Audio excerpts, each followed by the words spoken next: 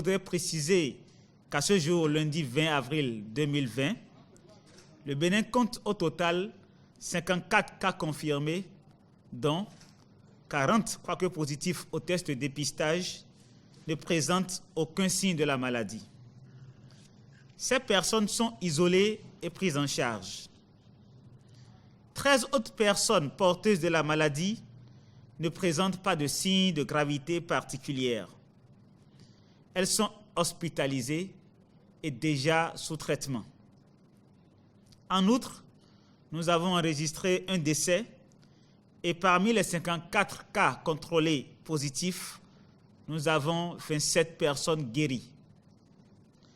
Pour en revenir à la stratégie du Bénin, notre gouvernement a très tôt fait l'option d'aborder la situation avec responsabilité et pragmatisme.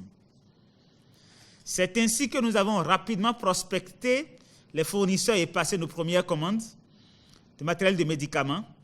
Et ceux-ci, comme vous l'avez observé ces derniers jours, nous sont livrés et nous permettent de prendre en charge les malades. Décidé pour compter de ce jour de mettre à la disposition des pharmacies la chloroquine à prix subventionné en vue de favoriser son aspect sécurisé à la population.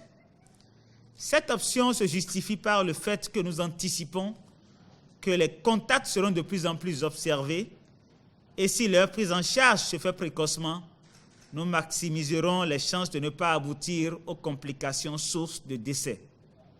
Enfin, dans sa stratégie globale de riposte, le gouvernement a fait l'option d'un dépistage systématique des personnes symptomatiques, de même que tous les contacts des personnes contaminées.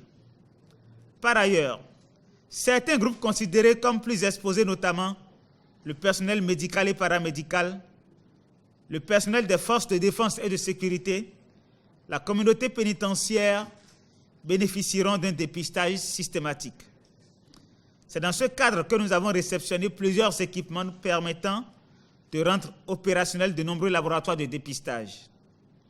Il s'agit notamment de postes de sécurité microbiologique de niveau 3, de centrifugeuses réfrigérées, de chaînes d'électrophorèse et surtout de 40 thermocycleurs, encore appelés appareils de PCR, pour la lecture finale des résultats, ainsi que de divers autres petits matériels nécessaires pour les manipulations. Avec l'acquisition de ces équipements, notre capacité de diagnostic s'étend désormais jusqu'à 16 000 tests par jour.